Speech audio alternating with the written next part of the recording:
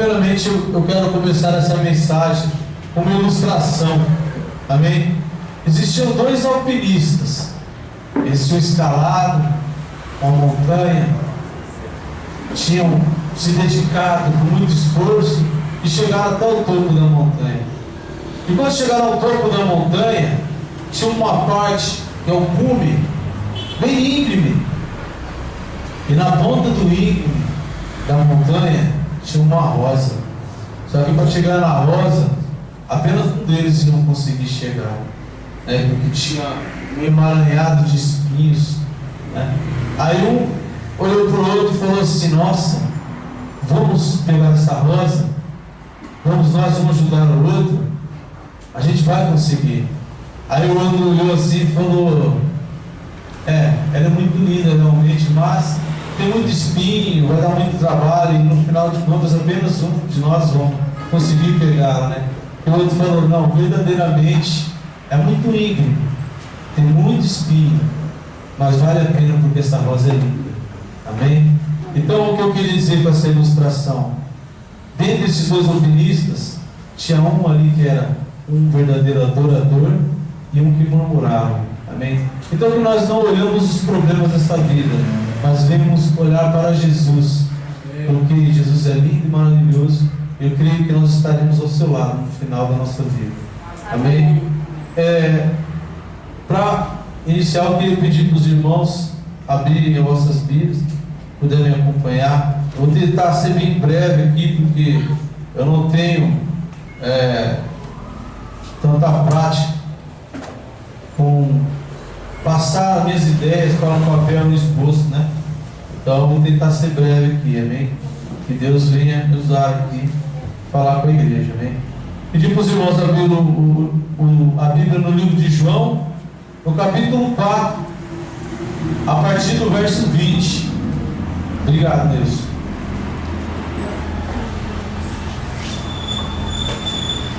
Chegou na hora certa.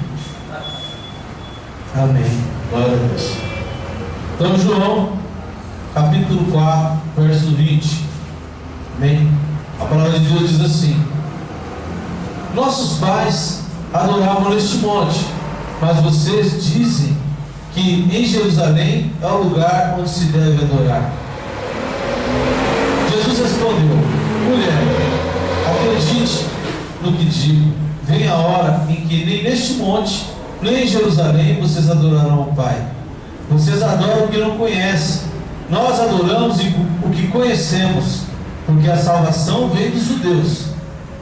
Mas vem a hora, e já chegou, em que os verdadeiros adoradores adorarão o Pai em espírito e em verdade, porque são esses os adoradores que o Pai procura para seus adoradores. Deus é espírito, e é necessário que os seus adoradores o adorem em espírito e em verdade. Amém? Queridos irmãos, abaixasse a sua cabeça novamente em reverência ao nosso Senhor Jesus. Eu vou estar fazendo uma oração, amém? Querido Deus e Pai amado, em nome de Jesus, Senhor. Ó Pai amado, graças te dou, Coração Leão, por essa igreja, pelo privilégio de estarmos aqui escutando a tua palavra, Senhor. Ó meu Pai amado, venha falar com a tua igreja essa noite. Me use, meu Pai amado, como um canal de bênção, meu Pai amado, para transmitir, meu Pai amado, a tua palavra, a tua mensagem, meu Pai amado, para cada um que está aqui essa noite. Pois não estão aqui por um acaso, Senhor. Vieram aqui para escutar a palavra de Deus, meu Pai amado. E que não saia nada de mim aqui, que o Senhor me diminua e possa me usar para transmitir a mensagem, assim como o Senhor falou comigo. Eu oro assim, agradeço em nome de Jesus. Amém e amém. Amém. Então, vamos lá. O tema dessa mensagem é adoração. Amém? Então, eu pergunto, né? O que significa adoração? Vem-nos a pergunta, né?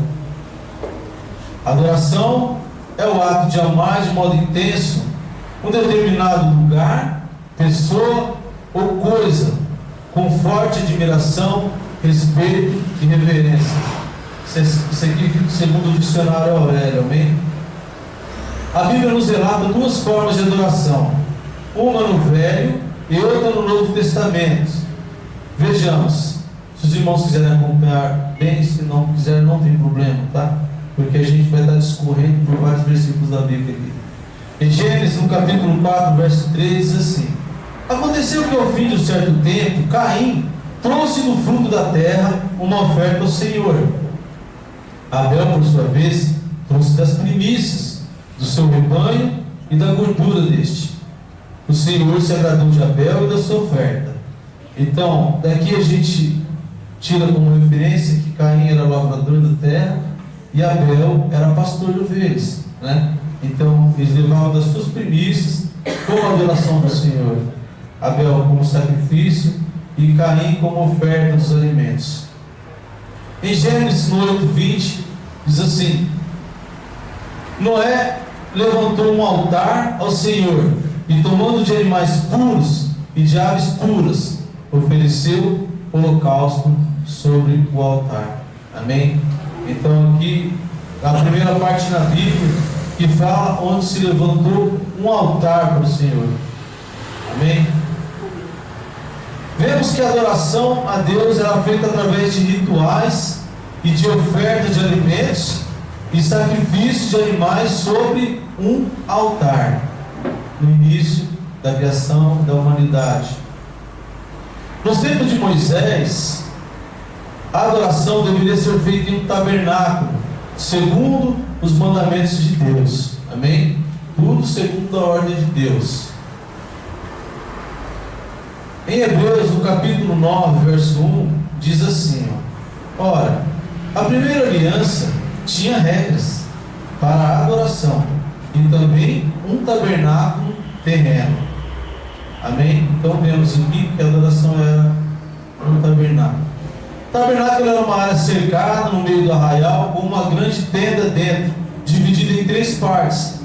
A primeira parte era o átrio, ou seja, o pátio, lugar externo, cercado, aonde ficava o altar para o sacrifício, e o único lugar onde o pecador poderia entrar para oferecer as suas ofertas e sacrifício. Então, o máximo que o pecador, o povão, podia chegar do Senhor seria no pátio, digamos, da igreja, amém? No pátio do tabernáculo. O tabernáculo era a igreja desse tempo, amém? Era o mais próximo de Deus que o povo de Israel poderia chegar. Já na primeira sala, dentro da tenda, era chamada de lugar santo, onde apenas os obreiros, levitas e sacerdotes poderiam entrar. Amém? Então ali apenas os obreiros, o diácono entravam, né? O lugar santo ficava dentro da tenda, que era separada entre 2 salas por um véu, um tecido que separava o lugar santo do lugar santíssimo, ou lugar santo dos santos. Ali ficava a Arca da Aliança, lugar onde supostamente era relacionado a máxima presença de Deus, onde ele se manifestava. Apenas o sumo sacerdote tinha acesso a esse lugar. O Santo dos Santos, para oferecer sacrifício por seus pecados e pelo pecado do povo, apenas uma vez no ano. Ao passar do tempo, com a conquista da terra prometida pela nação de Israel, através do Senhor, o rei Davi transporta a Arca da Aliança, que representava a presença máxima de Deus no meio do povo, para a cidade de Jerusalém, que significa lugar de paz. Amém? Por que eu estou falando, dando ênfase a essa palavra Jerusalém, lugar de paz? Porque o Antigo Testamento é a sombra do Novo, e nós também estamos aqui em busca do lugar de paz na eternidade, a nova Jerusalém. Amém? E foi nesse lugar que Deus determinou ao seu filho, e foi nesse lugar que Deus determinou ao filho de Davi, o rei Salomão, que desse início à construção do templo para a sua adoração. Então tinha toda uma ordenança de Deus aqui para a adoração. Portanto, vimos que a adoração tinha uma ligação direta com o templo e o formato, que era o altar. Teria como função glorificar a Deus em temor pelo seu poder e santidade, oferecendo a Ele ofertas de libações e sacrifícios de ações de graça para expiação, ou seja, para o perdão de pecados. Amém? Já no Novo Testamento, E para os nossos dias de hoje, a adoração também temos um lugar onde nós nos reunimos por convenção, amém? Existe uma forma de liturgia, isto é necessário. A igreja, né, irmãos? A gente vê aqui no início, a gente apresenta o visitante, a gente tem aqui todo o layout de programação, inclusive tem aqui a parte das palmas da mão do pastor, que são as ligações que o crente precisa ter com a igreja, né? Então existe um lugar e existe uma forma também nos dias de hoje. Isso se chama de liturgia e é necessário para que haja ordem e decência. Amém? Mas no Novo Testamento, a adoração proposta por Jesus como um verdadeiro adorador, que adora em espírito e em verdade, não precisa necessariamente estar ligada a um lugar. Você tem livre acesso para adorar em qualquer lugar, da forma de sentir mais à vontade, desde que seja em espírito e em verdade. Por isso, irmãos, porque nós viemos de uma igreja batista, que é uma igreja que vem da igreja tradicional reformada, amém? Tem outras igrejas aí fora, como a Assembleia de Deus, e outros que chamamos de tipos de pentecostais. Não importa a forma da adoração, se o irmão pula, se o irmão fala em línguas, desde que ele esteja adorando em espírito e em verdade, Deus recebe. Então nós não somos ninguém para julgar, né? Amém? Adoração seria ou deveria ser nos aproximarmos de Deus com tanta sinceridade de coração, de modo que chegamos através do Espírito a verdade sobre nós mesmos, sobre quem somos e quem Deus é, em uma forma tão íntima e pessoal, que entregamos para o Senhor um altar que é o nosso coração, e oferecemos a nossa vida como sacrifício vivo, santo e agradável para Deus, que seja feita a sua vontade em nós. Amém? Então existe uma mudança aqui. Você vê que o altar para Deus nesse caso seria o nosso coração. Às vezes você está no trabalho, está na escola, em qualquer lugar, você adora a Deus, você fala com Ele, você sente a presença de Deus, e você entende, reconhece e sente a santidade de Deus e oferta toda a sua vida para Ele. Esses são os adoradores, amém?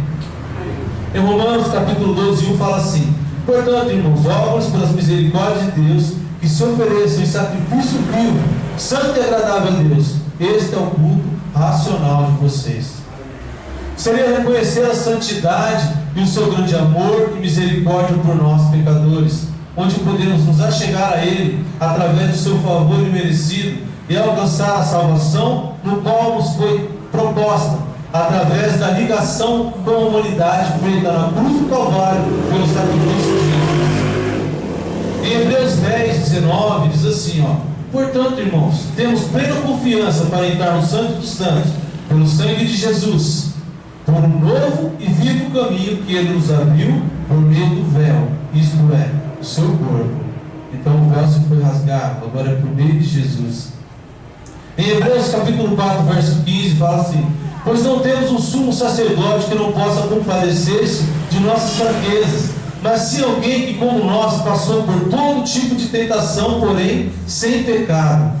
Assim sendo, aproximemos do trono da graça com toda a confiança, a fim de recebermos misericórdias e encontramos graças que nos ajude no momento da necessidade. Amém? Então isso é a misericórdia de Deus. Ele nos reconhece como pecador e sabe que nós não conseguiríamos cumprir toda a lei. Por isso Ele já fez o sacrifício, a expiação de todos os nossos pecados de uma vez por todas, para que, acreditando em Jesus, nós podamos receber Ele como nosso Salvador. Amém? Amém. O concerto da nova aliança, por isso lhe prestamos reverência e adoramos na beleza de sua santidade, por sua graça salvadora que nos foi concedida.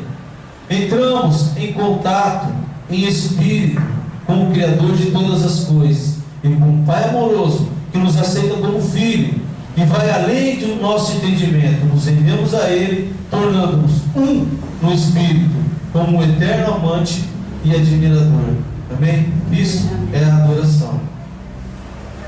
No Antigo Testamento não havia adoração sem sacrifício, sem altar, já que isso apontava para o sacrifício vindouro de Jesus, para a propiciação, expiação dos nossos pecados. Cristo agora reina sobre o céu e terra e sobre as profundezas da terra e quer reinar em nós, quer reinar em mim e em você. E todas as coisas estão debaixo do seu poder, majestade e glória. Por isso, não há adoração sem Jesus e não há adoração sem cruz. A adoração deve ser uma atitude onde expressamos nosso amor pelo Senhor em tudo o que Ele fez por nós, de modo que oferecemos a Deus toda a nossa vida. Amém? O homem é essencialmente uma criatura de adoração. Parte de sua natureza, criada à imagem e semelhança de Deus, anseia por adorar. A questão é: o que, como, quando e por que adorar? Então está passando aqui agora, amém? O que estamos adorando? Fica essa pergunta, né? A palavra de Deus nos ensina que devemos adorar somente a Ele. Lucas, no capítulo 4, verso 8, se os irmãos quiserem abrir.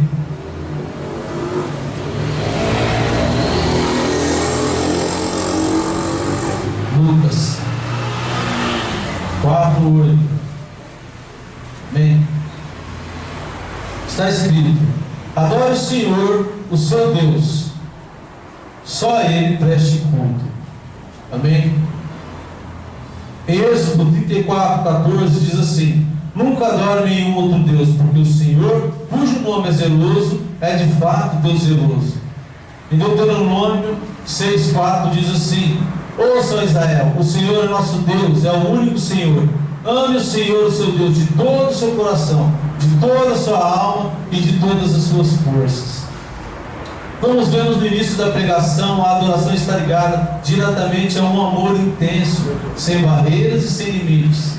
O primeiro mandamento é que amamos a Deus com todo o nosso entendimento, com todas as nossas forças e com toda a nossa alma. Aí fica a pergunta: será que estamos adorando com toda essa intensidade? Verdade. Será que amamos com todas as nossas forças? Será que adoramos em espírito e em verdade? Se dermos uma espiadinha pela janela para o mundo aí fora, no qual vivemos, e as pessoas ao nosso redor, como elas adoram afinal? Assim como nós, foram feitos à imagem e semelhança de Deus também. Desde os tempos antigos, o homem sempre andou atrás de alguma coisa para adorar. Algumas tribos nativas, por exemplo, aqui no Brasil, adoravam o sol, a lua, a terra. Não muito obstante, em alguns países, há lugares onde as pessoas adoram animais, árvores, ou até mesmo seres inanimados, sem vidas. Podemos identificar isso até mesmo em nossos dias atuais, dentro da nossa realidade. Assim como no passado, os nativos que pintavam seus ossos para se preparar para a guerra e se degladiar entre si em prol de uma causa supérflua ou uma crença a uma divindade sem vida, coisa no qual consideram sagrado, podemos ver hoje a paixão das pessoas nas arquibancadas pelo seu time favorito de futebol. Aqui no Brasil é o que predomina. Um intenso amor, uma devoção de torcedores fanáticos pelo seu time. Em Romanos, no capítulo 1, no verso 20, fala assim, porque os atributos invisíveis de Deus, isto é, o seu eterno poder e a sua divindade, claramente se reconhecem desde a criação do mundo, sendo percebidos por meio das coisas que Deus fez. Por isso, os seres humanos são indesculpáveis. No capítulo 22 diz assim, dizendo que eram sábios, se tornaram tolos. 23, e trocaram a glória do Deus incorruptível por imagens semelhantes ao ser humano corruptível, às aves, aos quadrúpedes e aos répteis. E no 25, eles trocaram a verdade de Deus pela mentira, adorando e servindo a criatura em lugar do Criador, o qual é bendito e para sempre. Amém. Então a gente vê que as pessoas têm uma necessidade, o homem em si, de adorar alguma coisa. E quando ele não adora a Deus, ele vai procurar alguma coisa para adorar. Isso está na natureza do homem, né? As pessoas choram em shows de bandas musicais, gritam, se descabelam, regozijam com alaridos de alegria. E se for preciso, nas arquibancadas, combatem fisicamente em defesa do seu time, contra a torcida rival, a respeito do que consideram ser uma torcida organizada. Assim como aquelas tribos nativas faziam no passado, fazem a mesma coisa. E a história se repete pela humanidade mais uma vez. Adoração, amados. Adoração por uma coisa errada, por uma causa supérflua, sem fundamento, que não tem poder para mudar a vida de ninguém. Só que adoram sobre algo que não edifica, algo que não é Deus. A Bíblia nos ensina que todo e qualquer tipo de adoração que não for direcionada a Deus é idolatria. E Deus condena esse comportamento. A Bíblia diz que os idólatras não terão parte com Deus, pois a idolatria é como o pecado de feitiçaria, e não provém de Deus e sim do maligno. Se nós formos repararmos na Bíblia, quem queria ser adorado? Quem queria ser adorado? Alguém sabe dizer? O diabo. Aqui, quando Jesus estava no monte da tentação, o diabo falou para ele assim, tentou Jesus e disse: todas as coisas eu lhe dou, se prostrados me adorares. Você vê que ousadia, né?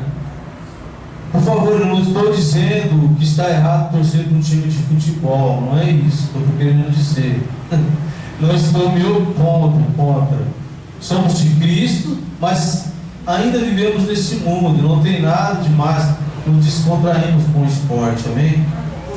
Mas entende, irmãos, torça para o seu time com moderação, com sabedoria, pois você é um servo de Deus, e a nossa adoração só cabe a Ele, seu coração deve pertencer a Ele. O coração do cristão só deve abrir espaço para Deus. A necessidade que o homem tem em adorar algo leva a esses extremos, quando não é direcionado a Deus. O propósito correto que é o nosso Senhor Jesus Cristo, consumador de nossa fé. E como será que estamos adorando? Nós que nos identificamos como crente, cristãos, seguidores de Cristo, será que estamos adorando com essa mesma intensidade que as pessoas do mundo aí fora? Será que estamos adorando com a mesma força que o incrédulo, que o ateu? Vamos analisar um pouco e ver como está a adoração no mundo aí hoje, aí fora. Pessoas que se retalham em alto flagelo para pagar penitência, procissões e romarias, alguns pagando promessas aos seus santos padroeiros, fazem longas caminhadas, às vezes de joelho, adoram imagens sem vida. Em algumas religiões extremistas no Oriente Médio, se for preciso, matam e tiram a sua própria vida em prol de uma causa, de uma divindade, de um Deus que não existe. Amados irmãos, nós não precisamos de nada disso. Deus não nos chamou para isso. A única coisa que devemos a Deus é a obediência, a sua palavra. Ele nos chamou para sermos pacificadores, luz desse mundo de trevas, sal da terra. Mas pare e reflita por um instante. Nesses extremos, nesse tempo onde impera a indiferença e o esfriamento espiritual, estamos realmente no final do tempo, meus irmãos. Isso é profético, a Bíblia fala disso. Diz que no último tempo, por se aumentar a iniquidade, o amor de muitos se esfriará. A gente vê que o amor está se esfriando aí fora. Agora, olhe para a adoração dessas pessoas aí fora. Será que nós também estamos sendo sinceros em nossa adoração? Será que nós estamos adorando a Deus com todas as nossas forças? Será que estamos adorando com a mesma intensidade que essas pessoas adoram seus ídolos no mundo? Será que estamos adorando em espírito e em verdade realmente? Através das nossas atitudes, através do seu tempo a sós com Deus, do seu período de oração, através da célula, na igreja, na sua casa. Quanto tempo de oração você tem dedicado ao Senhor? Quanto tempo você tem investido na leitura da palavra? Como estamos defendendo a nossa causa como cristãos? Como estamos tratando a imagem e o nome de nosso Deus em que professamos a nossa fé? Pois é isso que carregamos, o seu nome. Pensou na responsabilidade? carregamos o nome de Cristo, irmãos, em nossas vidas. Somos responsáveis pelos nossos atos. Somos representantes do reino aqui na terra. Somos embaixadores de Cristo, carregamos o seu nome. Será que estamos adorando a Deus verdadeiramente com as nossas atitudes? Ser crente e adorar na igreja é fácil. Ser sal dentro do saleiro é fácil. Devemos ser sal no mundo. Nós é que damos o tempero. Em Romanos capítulo 8, verso 18 diz assim: porque para mim tenho por certo que os sofrimentos do tempo presente não podem ser comparados com a glória a ser revelada em nós. A ardente expectativa da criação aguarda a revelação dos filhos de Deus. Amém? Vocês são filhos de Deus. Glória a Deus. Amém? Ninguém está aqui por um acaso. Pois a criação está sujeita à vaidade, não por sua própria vontade, mas por causa daquela que sujeitou, na esperança de que a própria criação será liberta do cativeiro da corrupção para a liberdade da glória dos filhos de Deus. Hoje em dia todo mundo quer pregar uma nova definição de cristianismo, quando na verdade o mundo anseia por uma demonstração. Na prática, irmãos, na prática. Como está a nossa conduta? No trabalho, em casa, na escola. Essa palavra veio para mim primeiro. A minha família está aqui, ó. Ela veio para mim. A criação anseia, irmãos. Nós não somos mais uma criatura, e sim filho do Deus Altíssimo por adoção. Como estamos adorando? A Bíblia nos diz que estamos rodeados de testemunha no céu e na terra. Qual está sendo o nosso testemunho? Será que estamos sendo verdadeiros adoradores? Pois eu também procuro. A palavra diz que o Pai procura verdadeiros adoradores.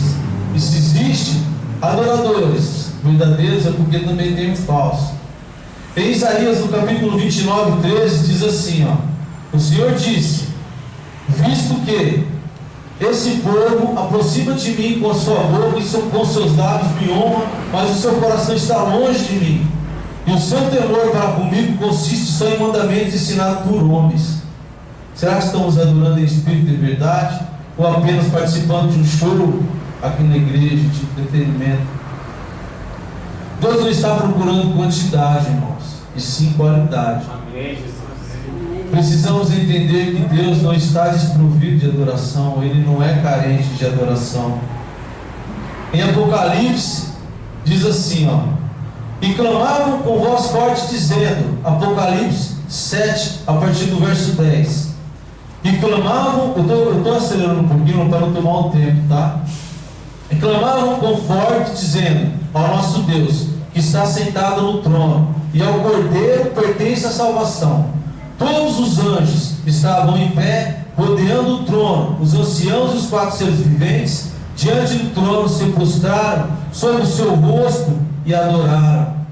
Então aqui está falando que todos os anjos, nações, tribos, todos os anciãos, 4 seres viventes, que aqui, se eu não me engano, seriam os serafins, prostraram sobre o seu rosto e terra e adoraram, dizendo: o louvor, a glória, a sabedoria, as ações de graças, a honra, o poder e a força seja nosso Deus para todos sempre. Amém. Então Deus, Ele não é desprovido de adoração. Deus, Ele não está atrás de adoração, Ele está atrás de adoradores. Não adianta a gente brigar por quantidade. Por que adianta ter uma igreja cheia de pessoas vazias? Nós temos que ter verdadeiros adoradores. A palavra confirma, não é eu que estou dizendo. Para a gente voltar aqui no texto principal, aqui em João 4, 23, fala assim, ó: mas vem a hora, e já chegou, em que os verdadeiros adoradores adorarão o Pai em espírito e verdade. Os verdadeiros adoradores, porque são esses que o Pai procura. Então Ele está em busca do sujeito da adoração, não no ato de adorar. Amém?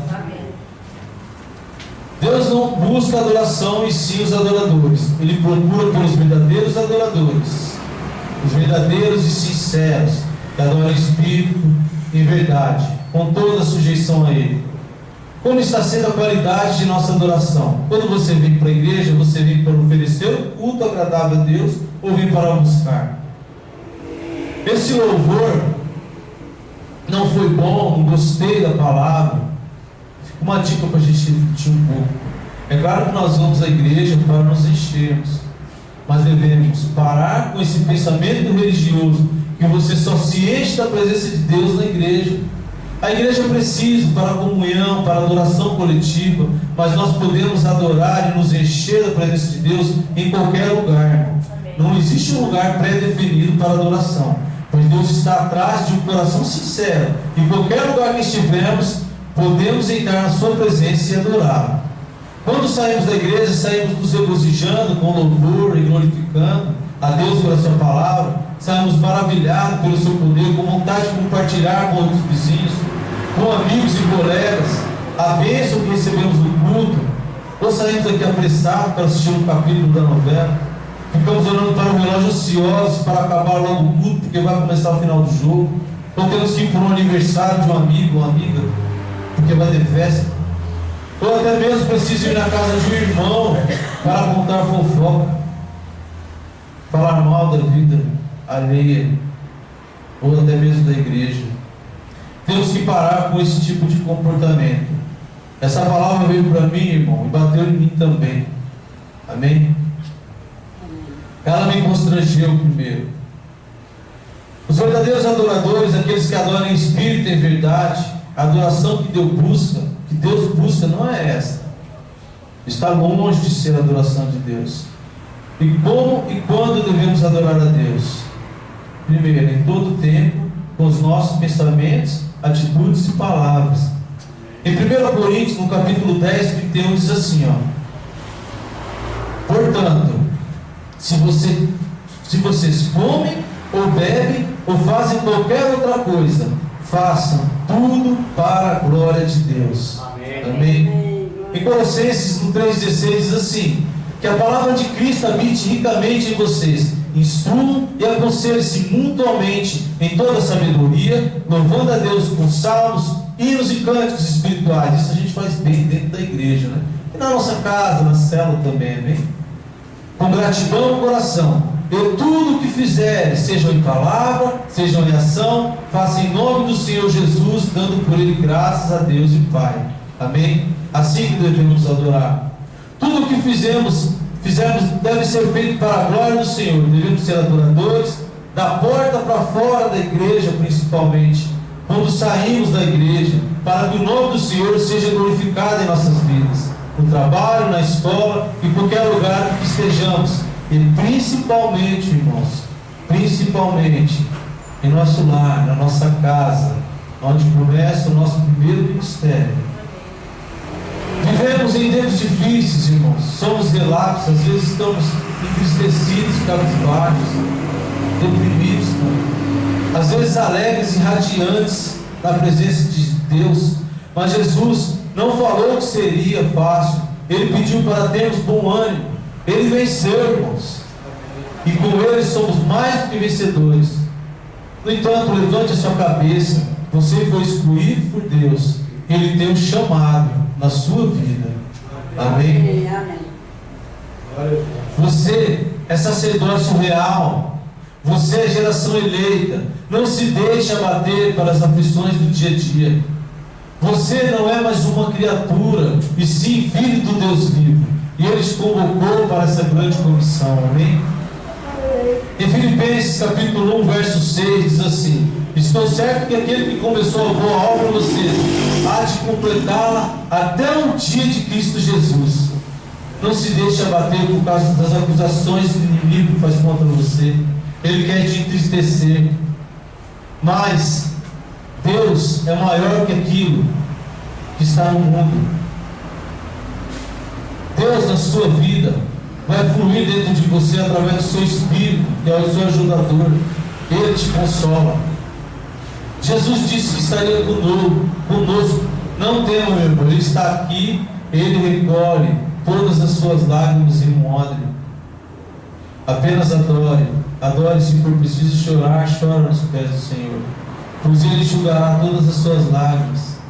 Eu sei que hoje está difícil, a gente não pode falar nada como irmão na igreja, já é motivo da pessoa ficar chateada, emburrada, magoada, e se necessário até sai da igreja. Esses são os nossos tempos, esta é a nossa geração, isso tudo é profético, a Bíblia fala sobre esse tempo. Mas se você está sendo perseguido, vai orar. Se está sendo atribulado, vai orar. Deus vai te dar a resposta. E se a resposta não for favorável, glorifique e adore, pois esta é a vontade de Deus. Nem sempre a vontade de Deus é a nossa vontade, amados. Mas tenho certeza de uma coisa: a vontade de Deus é e sempre foi boa, perfeita e agradável, para que seu nome seja glorificado no final. Por isso adore. Irmão, você está na prova porque Deus está te provando. Agora cabe a sua atitude de definir se será aprovado. É assim que Deus trabalha. Ele corrige quem Ele ama. Se você for um verdadeiro adorador que Deus procura, eu te garanto que será aprovado. O povo de Israel não entrou na terra prometida porque murmurou ao invés de adorar. Então, sei que é difícil, está difícil, mas glorifica o nome do Senhor.